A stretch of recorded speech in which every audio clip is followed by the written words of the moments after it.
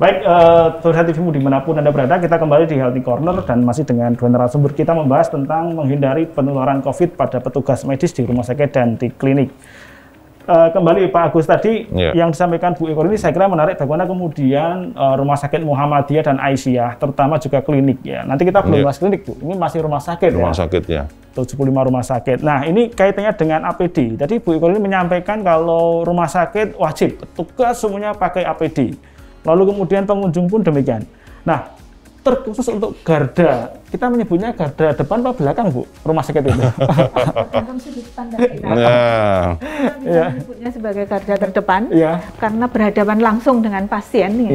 Tapi kita juga bisa menyebutnya pertahanan terakhir. Pertahanan terakhir. Ya, karena upaya preventif promotifnya promotif ini mungkin masih melahirkan kasus baru, sehingga menjadi pertahanan terakhir. Nah, sudut pandang kita saja. Sudut pandangnya, baik. Jadi kira-kira demikian ya, karena saya kira menjadi menarik teman-teman di bidang kesehatan ini. Sebagai garda depan tentu memang betul, tapi genteng terakhir itu juga betul. Pak Agus, lalu kemudian standar APD yang harus dipakai, kalau kita berbicara mengenai APD ya. Petugas medis tentu juga ada levelnya mungkin. Nanti Pak Agus bisa bercerita kepada kita semua dan pemirsa TVmu. Juga terkait dengan kesulitan sekarang. Nanti mungkin saya pikir ini bisa menjawab. Silakan Pak Agus. Ya, baik. Ya, seiring tadi dengan perkembangan bahwa infeksi ini ditengarai bisa dengan aerosol, artinya apapun kita juga harus menyiapkan APD yang sesuai. Kalau aerosol itu artinya resiko untuk penyebarannya jauh lebih kontagius ya, lebih mudah sekali untuk menyebar karena apa? Karena tadi lebih kecil partikelnya. Untuk itu teman-teman yang ada di garda depan memang harus dilengkapi dengan APD yang sesuai, yang langsung menangani pasien-pasien yang dicurigai COVID ataupun yang COVID positif. Itu harus APD yang bisa menahan aerosol, bisa menahan cairan. Nah, untuk itulah ini levelnya mesti level yang paling tinggi yang di situ, level 3. Itu harus dikenakan oleh para tenaga medis yang berhadapan langsung. Nah, nanti akan semakin berbeda kalau resiko untuk terpaparnya semakin menurun ya pasti akan berbeda levelnya.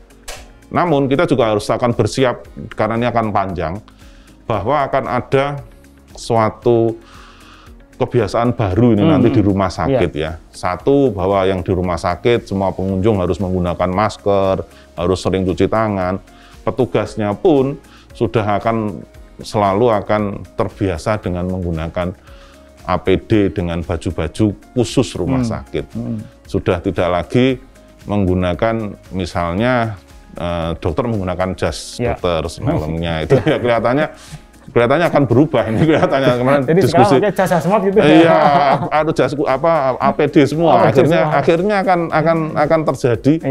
Tadi kita menjadi sangat terbiasa dengan pola yang baru di kehidupan yang baru tentang berhadapan dengan virus ini, Mas Budi ya. Dalam konteks demikian Bu Eko ini, bagaimana kemudian pelevelan APD di rumah sakit tentunya?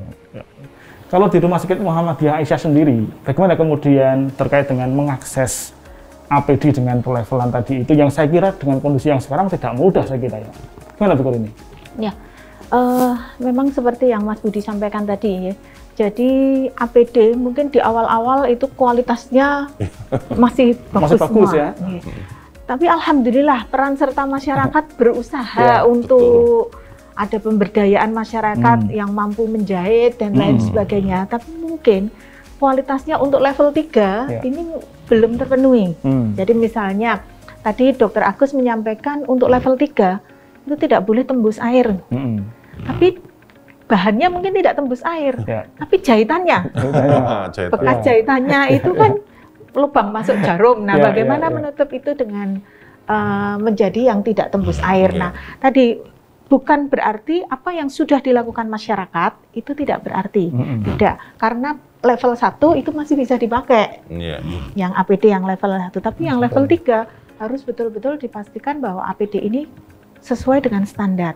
Nah, tentunya dengan tadi yang kita sebut super spreader, di mana penambahan kasusnya sedemikian cepat.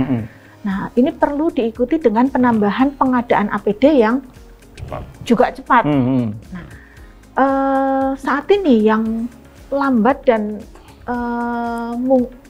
mungkin agak langka atau mungkin harganya yang mungkin relatif kurang terjangkau itu adalah masker N95.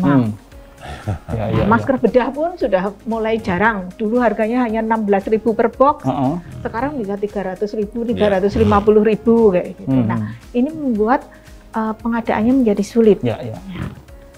Mungkin seperti itu. Dan di MCCC kita berupaya ada yang divisi khusus bertugas, gitu ya? Divisi khusus yang mengadakan itu. Ada yang divisi khusus untuk penggalangan dana, kemudian pengadaannya, sehingga ini meringankan beban rumah sakit. Karena didistribusikan ke rumah sakit, minimal rumah sakit Muhammadiyah ini pengadaannya terbantu dengan adanya MCCC ini dan sumbangan-sumbangan dari masyarakat tentunya yang langsung ke rumah sakit. Baik, Pak Agus kembali. Jadi kalau kemudian penempatan penggunaan APD untuk menghindari penularan COVID ini, kalau kemudian kita kaitkan dengan pelevelan tadi, jadi kalau pengunjung rumah sakit itu harus menggunakan standar minimal apa, lalu kemudian petugas rumah sakit di IGD, kemudian atau di pelayanan klinik, kemudian di isolasi, itu mesti seperti apa, Pak Agus? Seiring dengan perkembangan infeksi ini, memang tadi saya katakan harus ada suatu perubahan perilaku perubahan perilaku. Pengunjung rumah sakit pun sekarang harus betul-betul menggunakan masker, itu wajib. Tadi Dr. Eko ini juga mengatakan untuk keselamatan semuanya. Jadi siapapun yang harus ke rumah sakit, gunakan masker.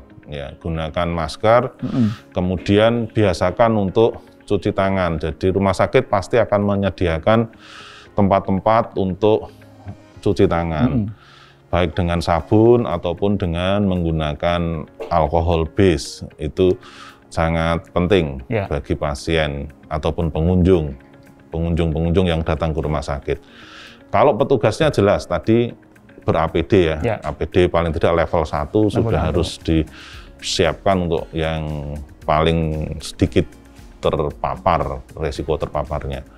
Dan itu harus terus dikomunikasikan ke masyarakat tentang bahwa ada pola hidup baru yang harus dijalani oleh mereka. Bahkan seharusnya tidak hanya di rumah sakit, saya kira bermasker, sering cuci tangan itu juga dilakukan dalam kehidupan sehari-hari. Dalam kehidupan sehari-hari di pasar, dimanapun, dan physical distancing-nya juga harus tetap dijalankan.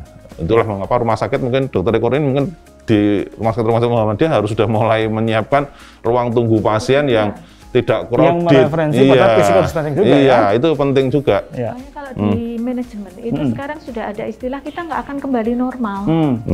Tapi new normal. New normal. Normal yang baru berbeda dengan normal yang sebelum pandemi. Nah, ini yang kita harus bersiap juga. Betul. Bahwa ini akan ada kehidupan baru.